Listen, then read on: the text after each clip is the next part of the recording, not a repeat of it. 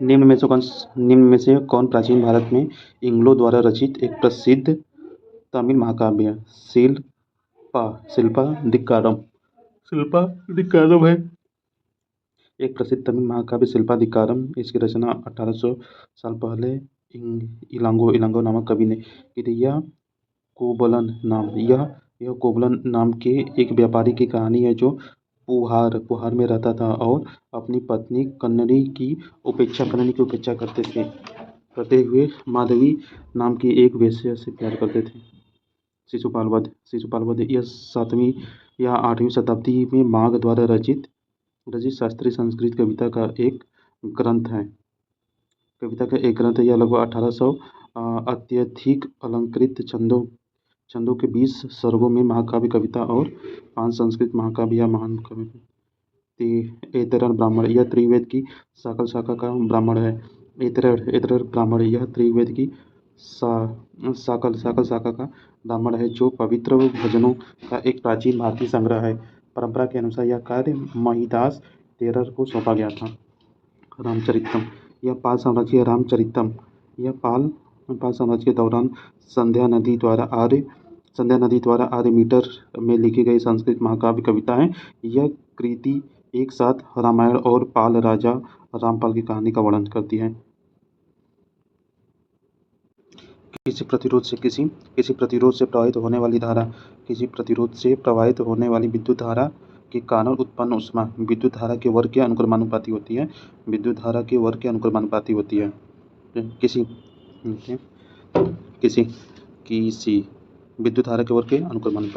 किसी प्रतिरोध से प्रवाहित विद्युत धारा के कारण उत्पन्न ऊष्मा विद्युत धारा के वर्ग के समानुपाती होती है। प्रत्येक प्रतिरोधक अवस्था के माध्यम से प्रवाहित विद्युत धारा के ताप प्रतिरोध अवस्था के माध्यम से प्रवाहित विद्युत धारा के ताप प्रभाव पर जूल का समीकरण बताता है कि एक प्रतिरोध पर उत्पन्न ऊष्मा एम्पीयर में विद्युत धारा के वर्ग ओम में प्रतिरोध की मात्रा और सेकेंड में व्यतीत समय के समानुपाती होती है। सूत्र होता है H बराबर I2/I/RT होता है। H बराबर हीट बराबर होता है I2/RT होता है। एक उच्च प्रतिरोध अधिक ऊष्मा उत्पन्न करता है। एक उच्च प्रतिरोध अधिक ऊष्मा उत्पन्न करता है। वह समय जिसके लिए विद्युत धारा प्रवाहित होता है। जितना अधिक समय होता है उतनी अधिक ऊष्मा उत्पन्न होती है। विद्युत धारा जितनी अधिक होती है ऊष्मा उत्पादन की मात्रा उतनी अधिक होती है। विद्युत धारा जितनी अधिक होती है ऊष्मा उत्पन्न की मात्रा भी उतनी अधिक होती है। गद्य साहित्य कविता गद्य हो गया। गद्य में साहित्य कविता होगी। भारतीय संविधान की अनुसूची 8 के अनुसार भारत में कितनी भाषाएं? भारतीय संविधान की अनुसूची 8 के अनुसार भारत में कितनी आधिकारिक भाषाएं हैं? 22। भारतीय संविधान की अनुसूची 8 के अनुसार भारत में कितनी आधिकारिक भाषाएं हैं? 8। भारतीय संविधान की 8वीं अनुसूची 22 में भारतीय संविधान की 8वीं अनुसूची में 22 भाषाओं की सूची है। संविधान की 8वीं अनुसूची में 22 भाषाएं शामिल हैं, जिनमें से असमिया, बंगाली, गुजराती, हिंदी, कन्नड़, कश्मीरी, कोंकणी, मलयालम, मणिपुरी, मराठी, नेपाली, उड़िया, पंजाबी, संस्कृत, सिंधी, तमिल, तेलुगु, उर्दू, बोडो, मैथिली और डोगरी है। इन भाषाओं में से 14 को शुरू में संविधान में शामिल किया गया था। सिंधी भाषा 1967 सिंधी भाषा को 1967 में जोड़ी गई थी। इसके बाद 1992 में 3 भाषाओं कोंकणी, मणिपुरी, नेपाली को शामिल किया गया था। 92वें संविधान संशोधन अधिनियम 2003 के तहत बोडो, डोगरी, मैथिली, संथाली को भारतीय संविधान में जोड़ा गया था। 92वें संवैधानिक संशोधन अधिनियम 2003 के तहत बोडो, डोगरी, मैथिली और संथाली को भारतीय संविधान में जोड़ा गया।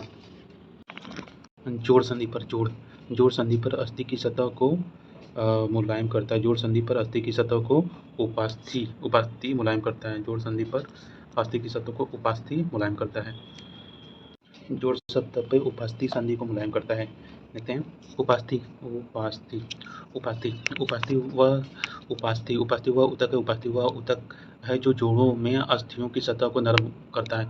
उपास्थि वह ऊतक है। उपास्थि वह ऊतक है जो जोड़ों में संधियों की सतह को नरम करता है। यह एक लचीला संयोजी ऊतक है। यह एक लचीला संयोजी ऊतक है जो अस्थि से भिन्न होता है। यह एक गैर सामान्य प्रकार का है। यह एक गैर सामान्य प्रकार का सहायक संयोजी ऊतक है और पूरे शरीर में पाया जाता है। यह एक गैर प्रकार का सहायक संयोजी ऊतक है जो पूरे शरीर में पाया जाता है। उपास्थि का एक ऊतक है। संयोजक ऊतक डर्मिस परत के नीचे पाया जाता है। संयोजक ऊतक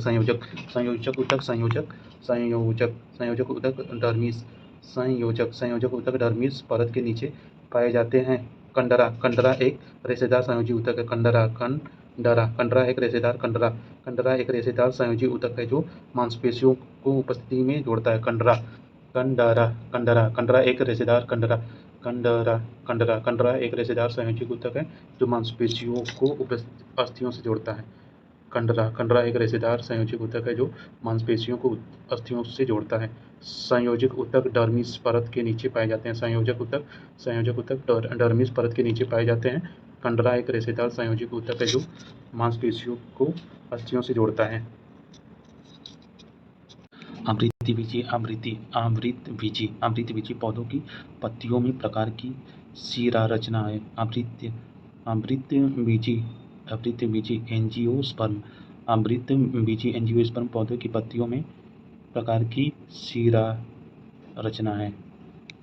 दो प्रकार की आवृतबीजी एंजियोस्पर्म पौधों की पत्तियों में दो प्रकार की शिरा रचना होता है। दो प्रकार का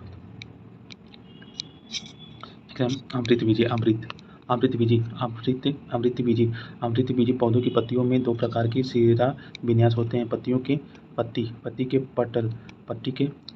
के पटल पर शिराओं और शिराओं की व्यवस्था को शिरा विन्यास कहते हैं। दो प्रकार के शिरा विन्यास होते हैं। जालीदार और समानांतर।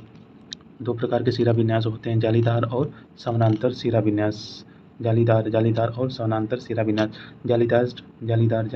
जालीदार शिरा विन्यास कुछ पत्तियों में शिराएं अनियमित रूप से पूरे लैमिना में वितरित होती है जिससे एक नेटवर्क बनता है। कहा जाता है कि ऐसी पत्तियों में जालीदार शिरा विन्यास होता है। समांतर शिरा विन्यास कुछ पत्तियों में शिराएं एक दूसरे के समानांतर चलती है। कहा जाता है कि ऐसी पत्तियां समानांतर शिराएं होती हैं।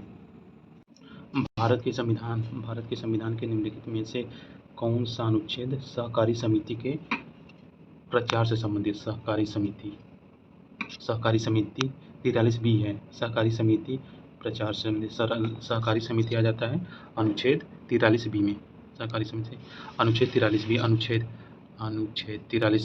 भारत के संविधान अनुच्छेद 43B भारत के संविधान के अनुच्छेद 43B के अनुसार राज्य सहकारी समिति के स्वैच्छिक गठन, स्वायत्ता कामकाज, लोकतांत्रिक नियंत्रण और प्रवेश प्रबंधन को बढ़ावा देने का प्रयास करेगा। अनुच्छेद 43B संविधान के भाग 4 से शामिल है। अनुच्छेद 43B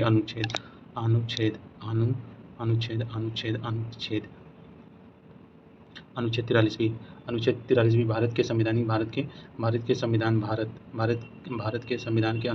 43B के अनुसार राज्य सहकारी समिति के स्वैच्छिक गठन, स्वायत्ता कामकाज, लोकतांत्रिक नियंत्रण और पेशेवर प्रबंधन को बढ़ावा देने का प्रयास करेगा। अनुच्छेद 43B संविधान के अनुच्छेद 4 में शामिल है। 2011 के 97वें संशोधन अधिनियम के तहत 2011 के 97वें संशोधन अधिनियम के तहत समितियों को संवैधानिक दर्जा और संरक्षण प्रदान किया गया। इस संशोधन में संविधान निम्नलिखित परिवर्तन किए गए हैं। इसे सहकारी समिति के गठन के अधिकार को मौलिक अधिकार बनाया। अनुच्छेद अनुच्छेद 19 इसमें सहकारी समिति को बढ़ावा देने पर राज्य का नीतिक निर्देशक सिद्धांत शामिल था। अनुच्छेद 43 इसमें संविधान में एक नया भाग जोड़ा गया 1(b) जिसका शीर्षक सहकारी समितियां थी। अनुच्छेद 43 से अनुच्छेद 43 जेड से अनुच्छेद 43 जेड अनुच्छेद 43 ए 42वें संविधान संशोधन द्वारा उद्योग के प्रबंधक में श्रमिकों की भागीदारी सुनिश्चित कराने के लिए राज्य को कदम उठाने का निर्देश देते हुए डाला गया था। अनुच्छेद 43 से उद्योग के प्रबंधन में श्रमिकों की भागीदारी में कहा गया है कि राज्य किसी भी उद्योग में लगे उपक्रम प्रतिष्ठित प्रतिष्ठानों या अन्य संगठनों के प्रबंधन में श्रमिकों की भागीदारी को सुरक्षित करने के लिए उपयुक्त कानून या किसी अन्य तरीके से कदम उठाता है। अनुच्छेद 31 ए 5 श्रेणियों के कानूनों को चुनौती देने से अनुच्छेद 31 ए 5 श्रेणियों के कानूनों को चुनौती देने से बचाता है। अनुच्छेद 14 और 19 अनुच्छेद 14 और 19 के द्वारा मौलिक अधिकारों के उल्लंघन के आधार पर अमान्य करता है। अनुच्छेद 31 ए अनुच्छेद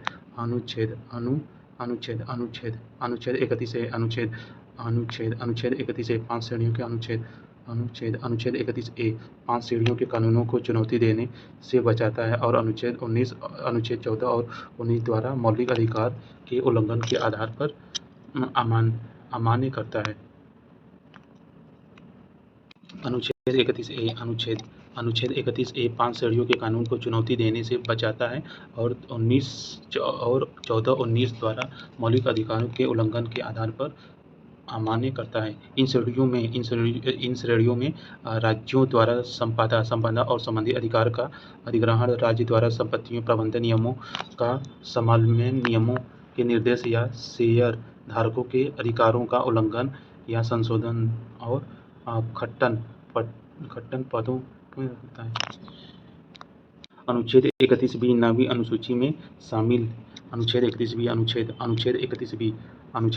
नवीं अनुसूची में शामिल किसी भी कानून को सभी मौलिक अधिकारों से प्रतिरक्षित करता है, चाहे वह कानून अनुच्छेद 31 ए में निर्दिष्ट 5 श्रेणियों में से किसी के अंतर्गत आता हो या नहीं। निम्नलिखित में कौन सी विशेषता अमीबा, हाइड्रा और स्पाइरोगाइरा में उभयनिष्ठ है? प्रजनन की अलैंगिक विधि। निम्नलिखित में से कौन सी विशेषता अमीबा, हाइड्रा और स्पाइरोगाइरा में उभयनिष्ठ है? निम्नलिखित में से कौन सी विशेषता अमीबा, हाइड्रा और स्पाइरोगाइरा में उभयनिष्ठ है? प्रजनन की अलैंगिक विधि। प्रजनन एक जैविक प्रक्रिया है। प्रजनन एक जैविक प्रक्रिया है जिसमें जीव अपने मानव युवा संतान को जन्म देता है।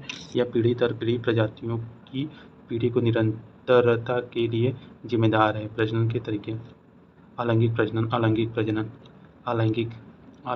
प्रजनन वह जनन जिनमें युग्मक के संलयन के बिना एकल जनक द्वारा संतान उत्पन्न की जाती है, अलैंगिक प्रजनन कहलाता है। वह जनन जिसमें युग्मक के संलग्न के बिना एकल जनक द्वारा संतान उत्पन्न की जाती है, अलैंगिक प्रजनन कहलाती है। संतान अपने माता पिता की सटीक प्रकृति और अनुवांशिक रूप से समान होता है। अलैंगिक प्रजनन कई प्रकार के होते हैं। अलैंगिक प्रजनन कई प्रकार का होता है। बीजाणुजनक, विखंडन, खंडन, मुकुलन कोशिका, द्रव्य विभाजन, वनस्पतिक प्रसारण, असंग जनन और अभिषेक जनन। अमीबा द्विविखंडन द्वारा अलैंगिक रूप से जनन करता है। शरीर को दो नए शरीरों में विभाजित करके अलैंगिक प्रजनन होता है।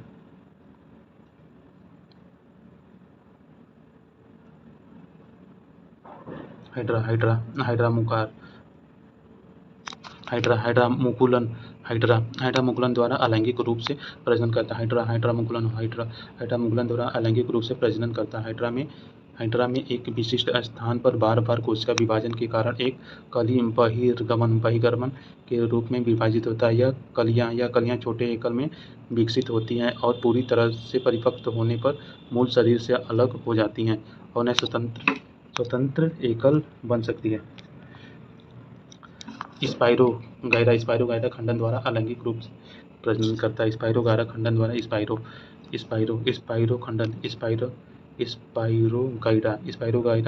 स्पाइरोगाइरा खंडन द्वारा अलैंगिक रूप से प्रजनन करता है। यह अलैंगिक प्रजनन का एक तरीका है जिसमें से जीव का शरीर अलग अलग भागों में विभाजित हो जाता है। प्रत्येक भाग एक नए जीव को जन्म देता है। स्पाइरोगाइरा खंडन द्वारा अलैंगिक रूप से प्रजनन करता है। स्पाइरोगाइरा खंडन द्वारा अलैंगिक रूप से प्रजनन करता है। अमीबा, हाइड्रा और स्पाइरोगाइरा में प्रजनन का अलैंगिक माध्यम एक उभयनिष्ठ विशेषता है। अमीबा, हाइड्रा, स्पाइरोगाइरा में प्रजनन का अलैंगिक माध्यम एक उभयनिष्ठ विशेषता है। राधे राधे। नृत्य के किस रूप में नृत्य के किस रूप में नर्तक के सिर पर बर्तनों को संतुलित करना शामिल है? भवाई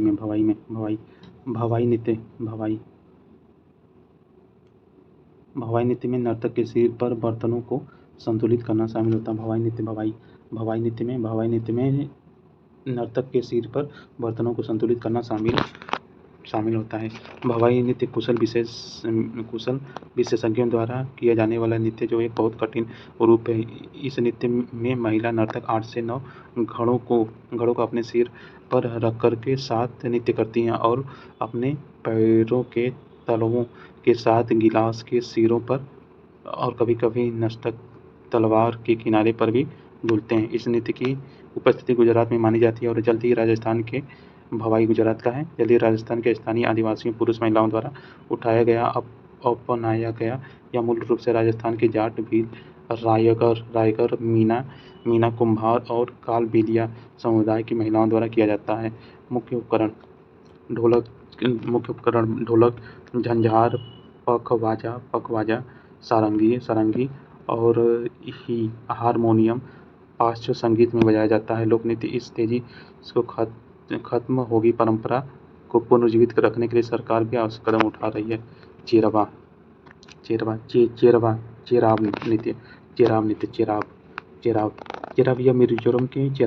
यह मिजोरम के पारंपरिक और सबसे पुराने नृत्यों में से एक है। इसे मिजोरम के सबसे पुराने नृत्य रूप के रूप में भी जाना जाता है। इसे बांस नृत्य के नाम से भी जाना जाता है। यह मिजोरम में इसे बांस नृत्य के नाम से भी जाना जाता है। यह मिजोरम के सबसे प्रसिद्ध नृत्यों में से एक है। उस तत्व के असरों के साथ आकर्षण का केंद्र है। 6-8 लोगों द्वारा विशेष अवसरों पर, जैसे कि जब फसल की बम्पर फसल होती है, जमीन पर क्षैतिज रूप से रखे गए बांस की डंडियों की जोड़ी पहनकर के 6 से 8 लोग द्वारा किया जाता है। यह असम का देवधनी यह असम का नृत्य है।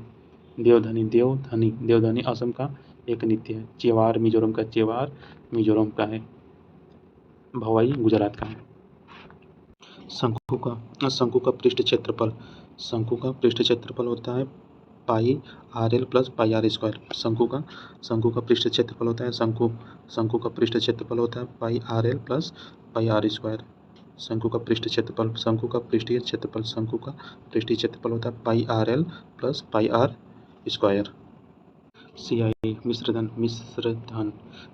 यानी CI बराबर होता है CI इक्वल टू मिश्रधन यानी CI बराबर होता है मूलधन यानी प्रिंसिपल। मिश्रधन बराबर P CI equal to P into 1 + R के power n number of terms कितने साल के लिए होता है या T लिख सकते हैं वहाँ पे। मिश्रधन बराबर होता है मूलधन इंटू 1 + R 1/100 के पावर n। यह होता है मिश्रधन बराबर बल द्वारा होता है, कार्य बराबर होता है बल इंटू विस्थापन, कार्य बराबर बल गुणे विस्थापन। देखते हैं थर्मोसेटिंग प्लास्टिक का युग्मक है बैकेलाइट मेलामाइट। थर्मोसेटिंग प्लास्टिक का युग्मक है बैकेलाइट मेलामाइट।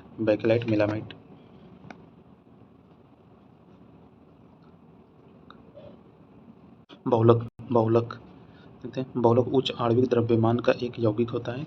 बहुलक उच्च आणविक द्रव्यमान का यौगिक है जो बड़ी संख्या में छोटे अणुओं के संयोजन से बनाता है। छोटे अणु जो बहुलक में दोहराई जाने वाली इकाइयों का निर्माण करते हैं। छोटे अणु जो बहुलक में दोहराई जाने वाली इकाइयों का निर्माण करते हैं एकलक इकाई कहलाते हैं। उत्पत्ति के आधार पर वर्गीकरण उत्पत्ति के आधार पर वर्गीकरण। प्रकृति बहुलक उदाहरण प्रोटीन पॉलीसेकेराइड प्राकृतिक रबड़ आदि। प्राकृतिक बहुलक होते हैं प्रोटीन पॉलीसेकेराइड प्राकृतिक रबड़ आदि होते हैं। अर्ध संश्लेषित बहुलक उदाहरण सेल्यूलोज डाइएसेटेट आदि। संश्लेषित बहुलक उदाहरण पॉलीइथाइलीन होता है, पीसीबी होता है, पीवीसी होता है, टेफ्लॉन होता है आदि। संश्लेषित बहुलक होता है संश्लेषित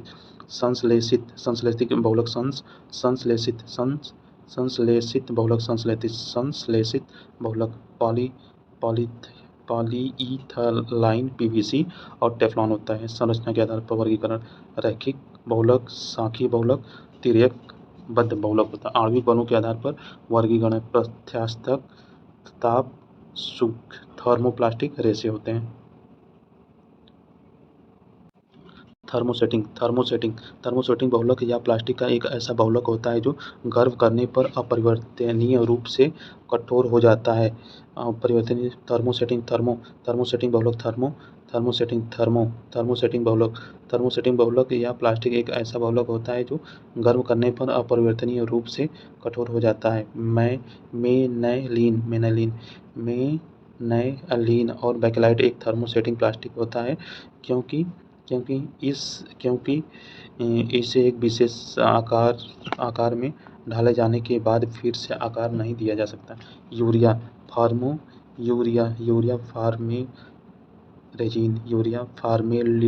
फार्मेल्डिहाइड रेजिन थर्मोसेटिंग प्लास्टिक होता है और अधिक प्लाईवुड पार्टिकल्स और अन्य संरचना लकड़ी उत्पादक से संबंधित होते हैं। बैकेलाइट मेलामीन थर्मोसेटिंग का एक युग्मक है। थर्मोप्लास्टिक ताप सुघस्ट थर्मोप्लास्टिक बहुलक रेखीय लंबी श्रृंखला वाले बहुलक होते हैं जिन्हें गर्म करने पर बार बार नरम और कठोर किया जा सकता है। उन्हें बार बार रूपांतरित किया जा सकता है। उदाहरण के लिए पॉलीथिलीन, पीवीसी और पॉलीस्टाइरीन थर्मोप्लास्टिक होते हैं। पॉलीथीन होते हैं थर्मोप्लास्टिक, पॉलीथीन होते हैं, पीवीसी होते हैं और पॉलीस्टाइरीन होते हैं। बीटा क्षय का परिणाम है दुर्लभ नाभिकीय बल। बीटा क्षय का परिणाम दुर्लभ नाभिकीय बल होता है। बीटा क्षय दुर्लभ परमाणु बल का परिणाम है। बीटा क्षय दुर्लभ परमाणु बल का परिणाम है। यह एक प्रकार का रेडियोधर्मी क्षय है जिसमें रेडियोधर्मी नमूने के नाभिक के भीतर एक प्रोटॉन एक न्यूट्रॉन में परिवर्तन हो जाता है। इसके विपरीत बीटा क्षय तब होता है जब अत्यधिक प्रोटॉन या अत्यधिक न्यूट्रॉन वाले एक नाभिक में एक प्रोटॉन या न्यूट्रॉन एक दूसरे में परिवर्तित हो जाते हैं। ऊर्जा के परिवर्तन के संबंध में निम्नलिखित पर विचार करें। डायनेमो विद्युत ऊर्जा को यांत्रिक ऊर्जा में कन्वर्ट करता है। ट्यूबलाइट विद्युत ऊर्जा को प्रकाश ऊर्जा में कन्वर्ट करता है। सितार डायनेमो यांत्रिक ऊर्जा को विद्युत ऊर्जा में परिवर्तित करता है।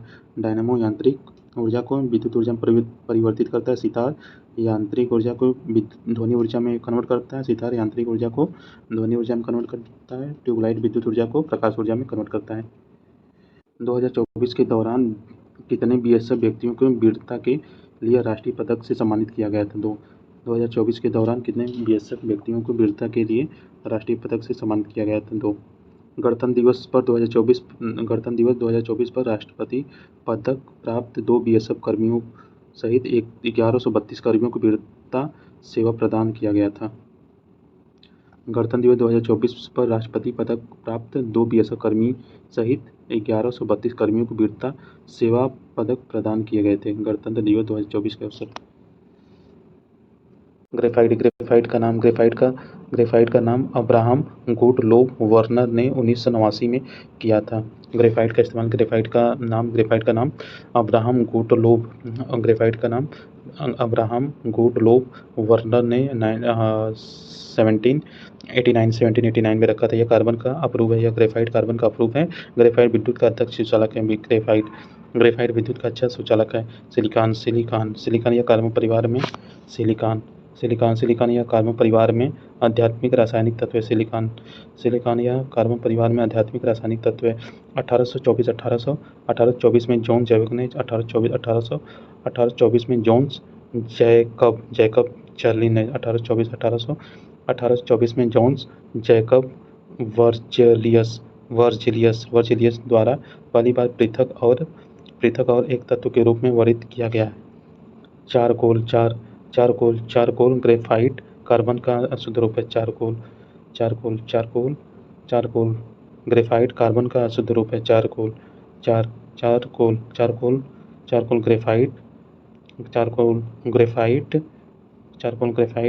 ग्रेफाइट कार्बन का अशुद्ध रूप है। यह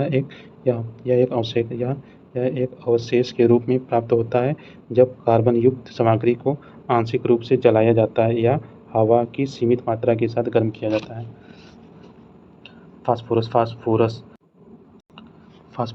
फास्फोरस नाइट्रोजन परिवार का एक अधात्विक रासायनिक तत्व है। फास्फोरस नाइट्रोजन परिवार का एक अधात्विक रासायनिक तत्व है। यह कमरे के तापमान पर रंगहीन अर्ध पारदर्शित मुलायम मोमी ठोस है। अंधेरे में चमकता है। फास्फोरस अंधेरे में चमकता है। फास्फोरस नाइट्रोजन परिवार का एक अधात्विक तत्व है। चारकोल ग्रेफाइट का अशुद्ध रूप है। चारकोल ग्रेफाइट का अशुद्ध रूप होता है। द्रव्यमान संरक्षण का नियम निम्नलिखित के सिवाय सभी के लिए उपयुक्त। नाभिकीय अभिक्रिया। द्रव्यमान संरक्षण का नियम निम्नलिखित के सिवाय सभी के लिए उपयुक्त है। सभी रासायनिक अभिक्रिया पर, ऊष्माक्षेपीय अभिक्रिया पर। द्रव्यमान का न तो निर्माण किया जा सकता है न ही नष्ट किया जा सकता है। द्रव्यमान को न तो निर्माण किया जा सकता है न ही इसे नष्ट किया जा सकता है, लेकिन एक रूप से दूसरे रूप में परिवर्तित किया जा सकता है। इस नियम को द्रव्यमान के संरक्षण के नियम के रूप में जाना जाता है। इस नियम के अनुसार अभिक्रिया में उत्पादों का द्रव्यमान अभिकारक के द्रव्यमान के बराबर होता है। इस नियम के अनुसार अभिक्रिया में उत्पादकों का द्रव्यमान अभिक्रिया के द्रव्यमान के बराबर होता है। नाभिकीय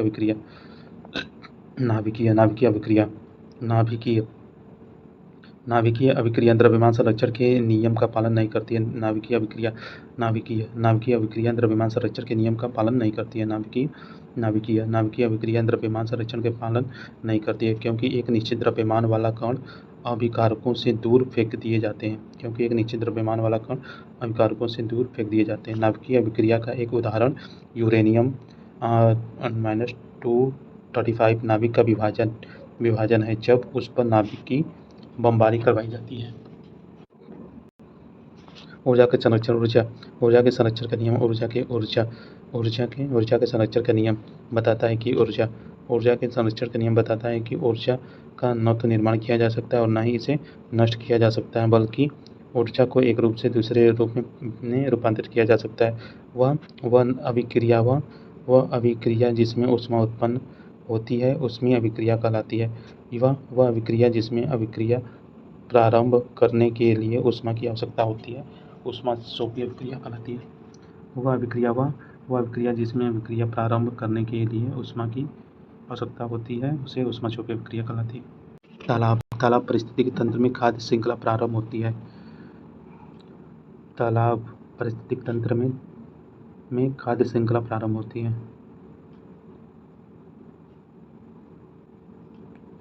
तालाब पारिस्थितिक तंत्र में खाद्य श्रृंखला प्रारंभ पादप प्लवक से होती है। पादप प्लवक से होती है। पादप प्लवक से होती है। पादप प्लवक पादप पादप प्लवक पादप पादप प्लवक पादप प्लवक जल की सतह की सबसे ऊपरी परत पर पाए जाने वाले सूक्ष्म पौधे हैं। जल की पादप प्लवक जल की सतह की सबसे ऊपरी परत पर पाए जाने वाले सूक्ष्म पौधे होते हैं। ये जलीय परितंत्र निर्माता होते हैं। ये जलीय परितंत्र के निर्माता होते हैं। ये अपना भोजन बनाने के लिए सूर्य प्रकाश को अवशोषित करते हैं तथा प्राथमिक उपभोक्ता द्वारा सेवन करते हैं। प्राथमिक उपभोक्ताओं द्वारा सेवन किया जाता है। उदाहरण के लिए शौचालय और डायटम। जंतु प्लवक जंतु प्लवक छोटे जंतु होते हैं। जंतु प्लवक छोटे जंतु होते हैं जैसे कि क्रस्टेशियन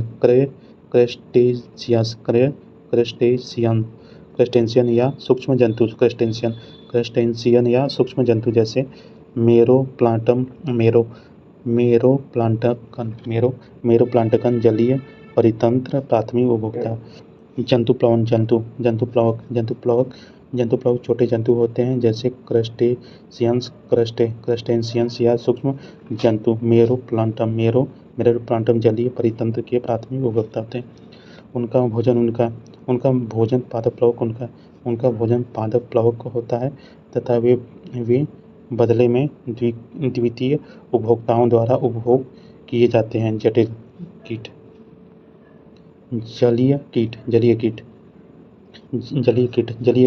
जलीय कीट सामान्य जंतु प्लवक और पादप प्लवक पर भोजन करने जंतु प्लवक और पादप प्लवक पर भोजन करने वाले जलीय परितंत्र के द्वितीयक उपभोक्ता होते हैं। छोटी मछली ये तृतीय उपभोक्ता है। ये छोटी मछली ये तृतीयक उपभोक्ता होते हैं जो छोटे कीड़ों और जंतुओं को खाते हैं। निम्न में से कौन सा गलत है? लिथियम का घनत्व उच्च होता है, ये गलत है। खुले में छोड़ी जाने पर सोडियम आग पकड़ लेता है, ये सही है। कार्बन एक अधातु है। आयोडीन चमकदार अधातु है। आयोडीन यह अधातु है। आयोडीन यह अधातु है लेकिन चमकदार सतह वाला चमकदार है। आयोडीन एक खनिज है जो आहार में थायराइड हार्मोन बनाने के लिए होता है। आयोडीन एक खनिज है जो आहार में थायराइड हार्मोन बनाने के लिए आवश्यक है। कार्बन अधातु है जो दो रूप में विद्यमान और अपरूपता को दर्शाता है। एलोट्रोपिज्म कुछ रासायनिक तत्व की संपत्ति है जिसमें तत्व एक ही भौतिक अवस्था में दो अलग अलग रूपों में मौजूद होते हैं। हीरा और ग्रेफाइट होता है। लिथियम यह अधातु है। लिथियम यह धातु है। लिथियम यह धातु इतनी मुलायम होती है कि इसे चाकू से काटा जा सकता है। लिथियम यह धातु इतनी मुलायम होती है कि इसे चाकू से काटा जा सकता है। इसका घनत्व कम और गलनांक उच्च होता है। इसका घनत्व कम और गलनांक कम होता है। इसका उपयोग मोबाइल फ़ोन, लैपटॉप आदि में रिचार्जेबल बैटरी में किया जाता है। लिथियम एक धातु है। लिथियम धातु इतनी मुलायम होती है कि इसे चाकू से काटा जा सकता है। इसका घनत्व कम होता है और गलनांक भी कम होता है। इसका उपयोग मोबाइल की बैटरी में मैक्सिमम करते हैं। सोडियम यह एक बहुत ही उच्च प्रतिक्रियाशील धातु है। यह एक बहुत ही उच्च प्रतिक्रियाशील धातु है। जब इसे खुले में रखा जाता है तो सोडियम कमरे के तापमान पर हवा में ऑक्सीजन के साथ प्रतिक्रिया करता है, सोडियम ऑक्साइड बनाता है। सोडियम यह एक बहुत ही उच्च प्रतिक्रियाशील धातु है। इसे खुले में रखा जाता है तो सोडियम कमरे के तापमान पर हवा में ऑक्सीजन के साथ प्रतिक्रिया करता है, सोडियम ऑक्साइड बनाता है। इसलिए यह आग पकड़ लेता है और हवा में खुले में रहने पर इसमें लगता है। सोडियम ऑक्साइड सोडियम को ऑक्सीजन, नमी और कार्बन ऑक्साइड के साथ प्रतिक्रिया को रोकने के लिए मिट्टी के तेल में नीचे रखा जाता है। कूलम्ब का नियम देखते हैं। डायरेक्टली प्रोपोर्शनल 1/n में r²। इसे कहा गया है कि दो आवेशित वस्तुओं के बीच आकर्षण या प्रतिकर्षण का बल उनके बीच की दूरी के वर्ग के व्युत्क्रमानुपाती होता है और उसके आवेश के गुणनफल के समानुपाती होता है। यह बिंदु आवेश के रूप में माने जाने वाले आवेशों को जोड़ने वाले खंड पर संचालित होता है। कूलम का नियम इसे कहा जाता है। दो आवेशित वस्तुओं के बीच आकर्षण या प्रतिकर्षण बल का उनके बीच की दूरी के व्युत्क्रमानुपाती होता है। आवेशित वस्तुओं के बीच कूलम के नियम आवेशित वस्तुओं के बीच आकर्षण या प्रतिकर्षण का बल उनके बीच की दूरी के वर्ग के व्युत्क्रमानुपाती होता है और उनके आवेशों के गुणनफल के समानुपाती होता है। यह बिंदु आवेशों के रूप में माने जाते हैं। यह बिंदु आवेशों के रूप में माने जाने वाले दो आवेशों को जोड़ने वाली खंड की संरचना होती है।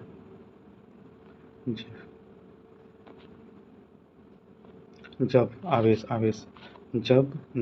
एक विद्युत या चुंबकीय क्षेत्र जब एक विद्युत या चुंबकीय क्षेत्र में रखा जाता है तो पदार्थ अपनी मौलिक भौतिक विशेषताएं के कारण एक बल का अनुभव करता है जिसे विद्युत आवेश कहा जाता है। जब एक विद्युत या चुंबकीय क्षेत्र में रखा जाता है तो पदार्थ अपनी मौलिक भौतिक विशेषताओं के कारण एक बल का अनुभव करता है जिसे विद्युत आवेश कहा जाता है। पृथ्वी के चारों ओर एक वृत्ताकार परिक्रमा करने वाले उपग्रह की कुल ऊर्जा हमेशा ऋणात्मक होती है। पृथ्वी के चारों ओर एक वृत्ताकार परिक्रमा करने वाले उपग्रह की कुल ऊर्जा हमेशा ऋणात्मक होती है। परिक्रमा करने वाले ऊर्जा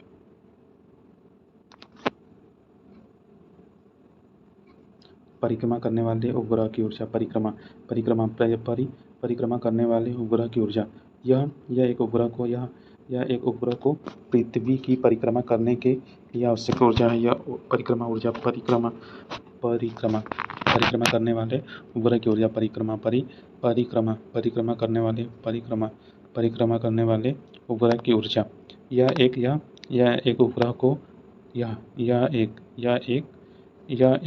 को पृथ्वी की परिक्रमा करने के लिए आवश्यक ऊर्जा है। कुल ऊर्जा के ऋणात्मक चिन्ह का अर्थ है कि उपग्रह पृथ्वी के गुरुत्वाकर्षण बल से बंधा हुआ है। उपग्रह में ग्रह के चारों ओर घूर्णन से गतिज ऊर्जा और गुरुत्वाकर्षण क्षेत्र में होने से स्थितिज ऊर्जा होता है। क्योंकि अनंत पर गुरुत्वीय स्थिति ऊर्जा शून्य होता है। पृथ्वी के केंद्र से दूरी पर स्थितिज ऊर्जा ऋणात्मक तथा गतिज ऊर्जा धनात्मक होती है। स्थितिज ऊर्जा ऋणात्मक तथा गतिज ऊर्जा धनात्मक होती है।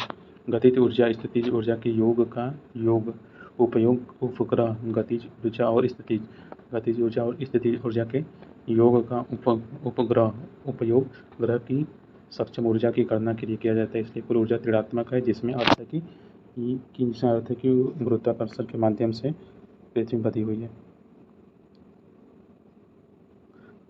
दो पिंडों के बीच अनंत दूरी है तो प्रणाली का विभव शून्य है। दो पिंडों के बीच अनंत दूरी है तो एक प्रणाली का विभव शून्य है। छोटे पिंड अनंत दूरी पर बड़े पिंडों से बच सकते हैं। छोटे पिंड अनंत दूरी पर बड़े पिंडों से बच सकते हैं क्योंकि उनके गुरुत्वाकर्षण क्षेत्र दूसरे से कम प्रभावित होते हैं। छोटे पिंड अनंत दूरी पर बड़े पिंडों से बच सकते हैं क्योंकि उनके गुरुत्वाकर्षण क्षेत्र कम प्रभावित होता है। उपग्रह की गतिज ऊर्जा वह अतिरिक्त ऊर्जा है जो उसे अपनी कक्षा से बाहर निकालने के लिए आवश्यक है। जलीय जंतु में निषेचन जल में होते हैं। जलीय जंतु जिसमें निषेचन जल में होता है वह क्या कहलाता है? बाह्य निषेचन अंड प्रजनक। जलीय जंतु जिनमें निषेचन जल में होते हैं वह क्या कहलाता है? बाह्य निषेचन अंड। निषेचन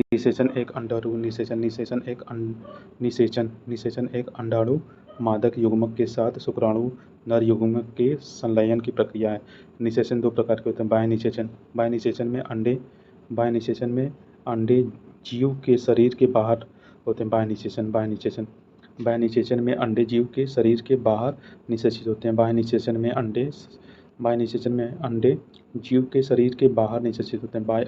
में अंडे जीव के शरीर के बाहर निषेचित होते हैं। उभयचर मछली। बाह्य निषेचन में अंडे शरीर के बाहर निषेचित होते हैं जैसे उभयचर मछलियाँ आदि। आंतरिक निषेचन जैसे अंडे मादा प्रजनन पथ के भीतर निषेचित होते हैं। पक्षी आंतरिक स्तनधारी और पक्षी स्तनधारी। आंतरिक निषेचन में स्तनधारी और पक्षी आ जाते हैं। बाह्य निषेचन में उभयचर मछलियाँ और मछलियाँ आ जाती हैं। आंतरिक निषेचन, अंडे मादा प्रजनन पथ के भीतर निषेचित होते हैं। व्याख्या, जलीय जंतुओं में निषेचन। जलीय जंतुओं में निषेचन बाहर अर्थात जल में होता है। दो लिंग जल में युग्मक शुक्राणु और अंडे छोड़कर होते हैं, जो युग्मक बनाने के लिए संलग्न करते हैं। जब शरीर के बाहर निषेचन होता है जब शरीर के बाहर निषेचन होता है तो इसे बाह्य निषेचन के रूप में जाना जाता है। जब शरीर के बाहर निषेचन होता है तो इसे बाह्य निषेचन के रूप में जाना जाता है। ऐसे जंतु जल में अंडे देते हैं, अंडा प्रजनक होते हैं, क्योंकि अंडे में भ्रूण का विकास होता है। इसे अधिक आनुवंशिकी विविधता और बड़ी संख्या में मेढक में मादा अंडे को जल में छोड़ती है और शुक्राणु को निषेचित करती है। मेढक का लार्वा जीवन। मेढकों का लार्वा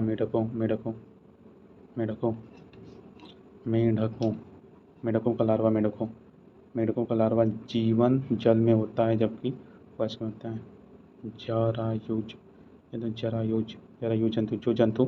जो जंतु बच्चों को जन्म देते हैं उसे जरायुज जंतु कहते हैं। जो जंतु बच्चों को जन्म देते हैं उसे जरायुज जंतु कहते हैं। निषेचन अंडे कोई कवच नहीं होता है और मादा जीव के शरीर के अंदर युवा के रूप में विकसित होते हैं। उदाहरण मनुष्य। निम्नलिखित में से किस अभिक्रिया के कारण फास्फोरस, सल्फर और क्लोरीन का उपयोग करके घरेलू विरंजक घटक बनते हैं? अनुपातहीन अभिक्रिया। किस अभिक्रिया के कारण फास्फोरस, सल्फर और क्लोरीन का उपयोग करके घरेलू विरंजक घटक बनते हैं? अनुपातहीन अभिक्रिया। फास्फोरस और क्लोरीन। फास्फोरस, सल्फर और क्लोरीन का उपयोग करके सल्फर और क्लोरीन का उपयोग करके घरेलू विरंजक घटकों के पीछे अनुपातहीन अभिक्रिया होते हैं। अनुपातहीन अभिक्रिया एक विशिष्ट प्रकार की रेडॉक्स अभिक्रिया है जिसमें एक प्रजाति को एक साथ दुर्बल किया जाता है और दो अलग अलग उत्पादों को बनाने के लिए ऑक्सीकरण किया जाता है। विस्थापन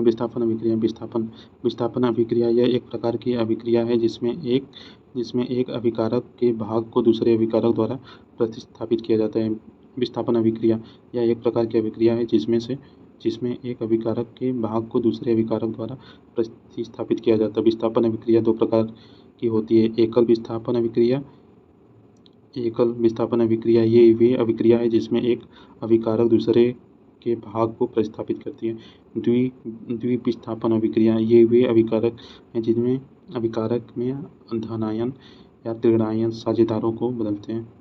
एक विस्थापन अभिक्रिया को प्रतिस्थापन अभिक्रिया या मेटाथीसिस अभिक्रिया के रूप में जाता है। संयोजन अभिक्रिया। पोटेशियम कार्बोनेट का रासायनिक नाम है पर्ल एस। पोटेशियम कार्बोनेट का रासायनिक पोटेशियम कार्बोनेट का सामान्य नाम पर्ल एस है। रासायनिक यौगिक के कुछ सामान्य नाम, उनके रासायनिक नाम और रासायनिक सूत्र होते हैं। सोडा। धोने का सोडा होता है सोडियम कार्बोनेट होता है। अच्छा, ये बहुत जरूरी है।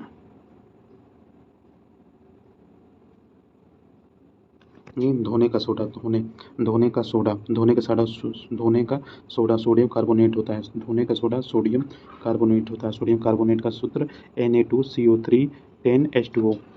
धोने का सोडा का सूत्र होता है Na2CO3 10H2O। धोने का सोडा सोडियम कार्बोनेट होता है। खाने का सोडा सोडियम बाइकार्बोनेट होता है। इसका सोडियम बाइकार्बोनेट का सूत्र होता है NaHCO3। सोडियम बाइकार्बोनेट का होता है NaHCO3 होता है। NaHCO3 होता है। कास्टिक सोडा सोडियम हाइड्रॉक्साइड होता है। कास्टिक सोडा सोडियम हाइड्रॉक्साइड होता है NaOH। कास्टिक सोडा का सोडियम हाइड्रॉक्साइड होता है NaOH होता है। Bleaching powder calcium hypochloride bleaching powder होता है कैल्शियम हाइपोक्लोराइड NaClO2 होता है। Bleaching powder calcium hypochloride CaClO2 होता है। अनबुझा चूना, अनबुझा अन, अनबुझा चूना, अनबुझा अन, अनबुझा चूना, कैल्शियम ऑक्साइड, अनबुझा अन, अनबुझा चूना, कैल्शियम ऑक्साइड, CaO होता है, CaO होता है, CaO होता है, अनबुझा अन, अनबुझा चूना, अनबुझा अन, अनबुझा चूना, कैल्शियम ऑक्साइड होता है, अनबुझा अन, अनबुझा चूना, कैल्शियम ऑक्साइड होता है, CaO होता है, संगमरमर, कैल्शियम कार्बोनेट होता है, CaO3 होता है, CaO3, CaCO3 होता है, संगमरमर, कैल्शियम कार्बोनेट होता है, संगमरमर, संगमरमर, कैल्शियम कार्बोनेट होता है, CaCO3 होता है, plaster of Paris, calcium sulphate होता है, plaster of Paris, calcium sulphate होता है, CaSO4, CaSO4, 1/2H2O, 2H2, aspirin, aspirin होता है, एस्पिरिन होता है, एसिटाइल सैलिसिलिक अम्ल होता है, C9H8O, सेंधा नमक होता है, मैग्नीज सल्फेट होता है, सल्फेट, मैग्नीशियम सल्फेट, सेंधा नमक, मैग्नीशियम सल्फेट होता है, MgSO4,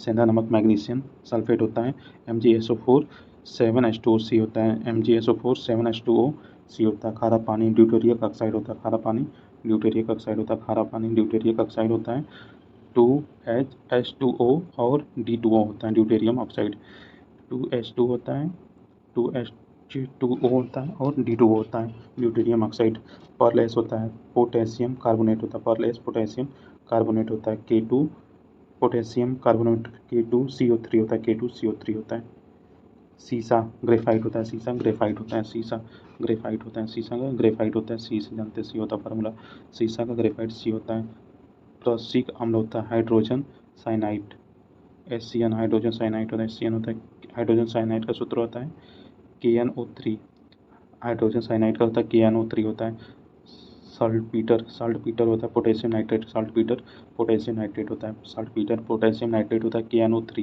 KNO3 होता है, विनेगर होता है, एसिटिक अम्ल होता है, विनेगर होता है, एसिटिक अम्ल होता है, CH3CO2H होता है, विनेगर होता है, विनेगर होता है, एसिटिक अम्ल, विनेगर होता है, एसिटिक अम्ल होता है, CH3CO2 होता है, देखिए विनेगर होता है, एसिटिक अम्ल होता है, विनेगर एसिटिक अम्ल होता है, साल्टपीटर पोटेशियम नाइट्रेट होता है, साल्टपीटर पोटेशियम नाइट्रेट, और प्रसूचिक अम्ल होता है हाइड्रोजन साइनाइड, प्रसूतिक अम्ल होता है हाइड्रोजन साइनाइड होता है, काला सीसा होता है ग्रेफाइट, काला सीसा ग्रेफाइट होता है, एस्पर्ल होता है, पोटेशियम कार्बोनेट होता है, पर्ल एस पोटेशियम कार्बोनेट होता है, K2CO3 पोटेशियम, पर्ल एस होता है पोटेशियम कार्बोनेट, K2CO3 होता है, खारा पानी ड्यूटेरियम ऑक्साइड होता है, खारा पानी ड्यूटेरियम ऑक्साइड होता है, 2H2O DO2 होता है, सेंधा नमक होता है, मैग्नीशियम सल्फेट होता है, सेंधा नमक मैग्नीशियम सल्फेट होता है, MgSO4, MgSO4, 7H2O होता है, 7H2O होता है, सेंधा नमक होता है, मैग्नीशियम सल्फाइड होता है, MgSO4, 7H2O, एस्पिरिन होता है, एसिटाइलसैटिक होता है, C9H8O4 होता है, प्लास्टर ऑफ पेरिस होता है, कैल्शियम सल्फेट होता है, plaster of Paris, plaster of Paris, plaster of Paris होता है, plaster of Paris, calcium sulphate होता है, प्लास्टर ऑफ पेरिस होता है, कैल्शियम सल्फेट होता है, CaSO4 half H2O, plaster of Paris, calcium sulphate होता है, और संगमरमर कैल्शियम कार्बोनेट होता है, संगमरमर कैल्शियम कार्बोनेट होता है, संगमरमर कैल्शियम कार्बोनेट का होता है, CaCO3 होता है, संगमरमर कैल्शियम कार्बोनेट होता है, CaCO3, बूझा चूना कैल्शियम ऑक्साइड होता है, बूझा चूना कैल्शियम ऑक्साइड होता है, CaO, बूझा चूना कैल्शियम ऑक्साइड होता है, CaO, ब्लीचिंग पाउडर होता है, कैल्शियम हाइपोक्लोराइड, ब्लीचिंग पाउडर होता है, कैल्शियम हाइपोक्लोराइड होता है, CaClO2, धोने वाला कास्टिक सोडा, ब्लीचिंग पाउडर होता है, कैल्शियम हाइपोक्लोराइड, कास्टिक सोडा होता है, सोडियम हाइड्रॉक्साइड होता है, NaOH, कास्टिक सोडा होता है, सोडियम हाइड्रॉक्साइड, NaOH होता है, खाने का सोडा सोडियम कार्बोनेट होता है, NaHCO3 होता है, खाने का सोडा सोडियम कार्बोनेट होता है, NaHCO3, धोने का सोडा सोडियम कार्बोनेट, धोने का soda sodium carbonate, Na2CO3 10H2O, potassium carbonate का सामान्य नाम पोटेशियम का परलैश होता है, पोटेशियम कार्बोनेट का नाम परलैश होता है। निम्नलिखित में से कौन सा पाटलिपुत्र में स्थानांतरित होने से पहले कई वर्षों तक मगध की राजधानी थी? निम्नलिखित में से कौन पाटलिपुत्र में स्थानांतरित होने से पहले कई वर्षों तक मगध की राजधानी थी? राजगृह। थैलेसीमिया क्या है? एक प्रकार का वंशानुगत रक्त विकार है। थैलेसीमिया थैलेसीमिया थैलेसीमिया क्या है? एक प्रकार का वंशानुगम रक्त विकार है। थैलेसीमिया क्या है? एक प्रकार का वंशानुगम थैलेसीमिया क्या है? एक प्रकार का वंशानुगतम रक्त विकार है थैलेसीमिया। थैलेसीमिया थैलेसीमिया एक वंशानुगत थैलेसीमिया यह एक वंशानुगत रक्त विकार है जिसके कारण अपने आपके शरीर में सामान्य से कम हीमोग्लोबिन होता है। Thalassaemia thalassaemia thalassaemia thalassaemia thalassaemia thalassaemia एक वंशानुगत रक्त विकार है जिसके कारण आपके शरीर में सामान्य से कम हीमोग्लोबिन होते हैं जिसके कारण आपके शरीर में सामान्य से कम हीमोग्लोबिन होता है।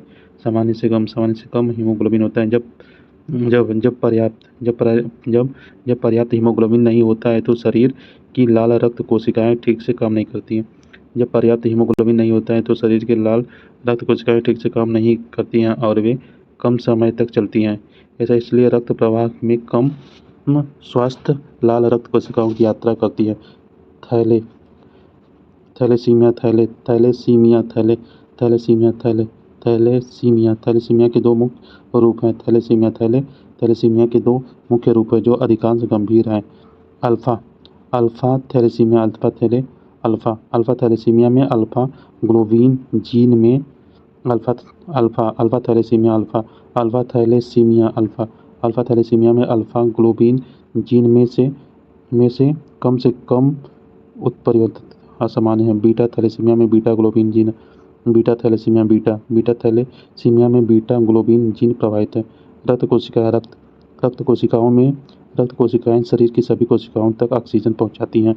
रक्त कोशिकाएं शरीर की सभी कोशिकाओं तक रक्त ऑक्सीजन पहुंचाती हैं। या जब पर्याप्त स्वास्थ्य लाल रक्त कोशिकाएं नहीं होते हैं तो शरीर अन्य सभी कोशिकाओं तक प्राप्त ऑक्सीजन नहीं पहुंच पाता जिससे व्यक्ति की थका हुआ, कमजोर या सांस लेने में तकलीफ होती है। यह एक ऐसी स्थिति है जिसमें एनीमिया कहा जाता है। थैलेसीमिया से पीड़ित लोग को हल्का या गंभीर एनीमिया होता है। थैलेसीमिया से पीड़ित लोगों को हल्का या गंभीर एनीमिया हो सकती है। निम्न में से कौन सा चंद्रगुप्त प्रथम का उत्तराधिकारी है? निम्न में से कौन चंद्रगुप्त प्रथम का उत्तराधिकारी है? निम्न में से कौन चंद्रगुप्त प्रथम का उत्तराधिकारी था? समुद्रगुप्त था। निम्न में से कौन चंद्रगुप्त का प्रथम उत्तराधिकारी था? समुद्रगुप्त था। समुद्रगुप्त 335 ईस्वी से 300 ईस्वी 380 था। 335 ईस्वी से 380 था। समुद्रगुप्त चंद्रगुप्त प्रथम का उत्तराधिकारी बना। समुद्रगुप्त चंद्रगुप्त प्रथम का उत्तराधिकारी बना। समुद्रगुप्त गुप्त वंश का सबसे महान राजा था। समुद्रगुप्त गुप्त वंश का सबसे महान राजा था। उसके शासन का सबसे विस्तृत और विश्वसनीय अभिलेख उसके दरारी कवि हरि सिंह द्वारा रचित प्रयाग था। उसके शासनकाल का सबसे विस्तृत और विश्वसनीय अभिलेख उसके दरबारी कवि हरि सिंह द्वारा रचित प्रयाग प्रशस्ति शिलालेख में संरचित है। समुद्रगुप्त के सैन्य अभियान के कारण बी.ए. मित्था उसके भारत का नेपोलियन कहा गया है। कविराज परम भागवत अश्वमेघ परिक्रमा विक्रम सर्व इलाहाबाद स्तंभ शिलालेख में धर्म प्रचार बंधु उपस्थिति का उल्लेख है अर्थात ब्राह्मण धर्मरक्षक चंद्रगुप्त द्वितीय जिसे विक्रमादित्य भी कहा जाता है उत्तर भारत का शक्तिशाली सम्राट बना था 380 से 1415 तक। चंद्रगुप्त द्वितीय जिसे विक्रमादित्य भी कहा जाता था उत्तर भारत का शक्तिशाली सम्राट बना था। घटोत्कच गुप्त वंश का दूसरा शासक था। घटोत्कच गुप्त वंश का दूसरा शासक था। वह अपने पिता श्री गुप्त घटोत्कच गुप्त वंश का दूसरा शासक था। वह अपने पिता गुप्त श्री उत्तराधिकारी था जिसे 280 ईस्वी से 319 ईस्वी तक था।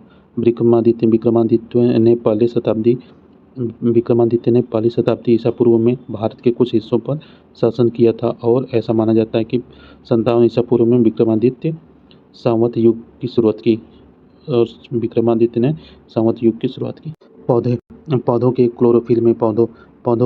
पौधों के क्लोरोफिल में कौन सी धातु होती है? पौधों के क्लोरोफिल में कौन सी धातु होती है? पौधों के क्लोरोफिल में कौन सी धातु होती है मैग्नीशियम, मैग्नीशियम जी मैग्नीशियम। धातु मैग्नीशियम होती है। पौधे के क्लोरोफिल में कौन सी धातु होती है? मैग्नीशियम जी होती है। धातु धातु पौधे के साथ जानवरों के लिए भी आवश्यक है। पौधे पौधे पौधे धातु पौधे के साथ साथ जानवरों के लिए भी आवश्यक है। धातु विभिन्न उपापचय अभिक्रियाओं के लिए एक सहायक रूप में कार्य करते हैं। मैग्नीशियम पौधे में मैग्नीशियम टू के रूप में अवशोषित होता है। क्लोरोफिल मैग्नीशियम धातु मौजूद होता है। क्लोरोफिल मैग्नीशियम धातु में मौजूद होता है। यह क्लोराइड की खवल संरचना का महत्वपूर्ण यह क्लोराइड की वक्र संरचना का एक महत्वपूर्ण घटक है। कैल्शियम कैल्शियम यह Ca+2 आयन के रूप में अवशोषित होता है। Ca+2 आयन के रूप में कैल्शियम अवशोषित होता है। यह कोशिका भित्ति निर्माण के लिए आवश्यक है। कैल्शियम यह कोशिका भित्ति निर्माण के लिए आवश्यक है। यह कोशिका विभाजन के दौरान समसूत्री तर्क तंतु के लिए महत्वपूर्ण है। सोडियम यह पानी और अन्य आयनों के साथ Na+ आयन के रूप में अवशोषित होता है। यह आयन संतुलित बनाए रखता है। यह रंध्र के खोले के लिए आवश्यक है। क्लोरीन यह Cl आयनों के रूप में अवशोषित होता है। यह प्रकाश संश्लेषण अभिक्रियाओं के लिए महत्वपूर्ण है। क्लोरीन यह प्रकाश संश्लेषण अभिक्रिया के लिए महत्वपूर्ण है। यह आयन संतुलन बनाए रखने के लिए भी मदद करता है। क्लोरीन आयनों के रूप में अवशोषित होता है। क्लोरीन यह प्रकाश संश्लेषण अभिक्रिया के लिए महत्वपूर्ण है। यह आयन संतुलन बनाने के लिए मदद करता है। कैल्शियम यह कोशिका भित्ति के निर्माण के लिए सहायक होता है। कोशिका विभाजन के दौरान समसूत्री तर्क तंतु के निर्माण महत्वपूर्ण भूमिका निभाते हैं। यह कोशिका भित्ति के निर्माण के लिए आवश्यक होता है। सोडियम यह पानी और अन्य के साथ रंध्रों में होता है। सोडियम यह रंध्रों के खोलने के लिए आवश्यक होता है। सोडियम टरबाइन द्वारा बहते जल को पवन टरबाइन द्वारा बहते जल और पवन का उपयोग परिवर्तन के लिए किया जाता है। टरबाइन द्वारा बहते जल और पवन का उपयोग परिवर्तन के लिए किया जाता है। गतिज ऊर्जा को विद्युत ऊर्जा में परिवर्तन के लिए किया जाता है। गतिज ऊर्जा वर्ष 1998 एक भारतीय कुचिपुड़ी नृत्यांग वेम्पचित्र सनयत को निम्न में से कौन सा पुरस्कार मिला था? पद्म भूषण। 1998 में कुचिपुड़ी नृत्यांग में वेम्पति चिन्ना सत्यम को पद्म भूषण मिला था। वेम्पति चिन्ना सत्यम जो 15 अक्टूबर 1929 से 29 जुलाई 2012 तक रहे कुचिपुड़ी की नृत्य शैली में एक कीर्तव्य थे, जिन्होंने विश्व में नृत्य शैली को लोकप्रिय फैलाने में श्रेय दिया था। मद्रास के राजा लक्ष्मी पुरस्कार और बम्बई संगीत पीठ साहित्य 7वां था। पद्म भूषण 1998 में मिला था।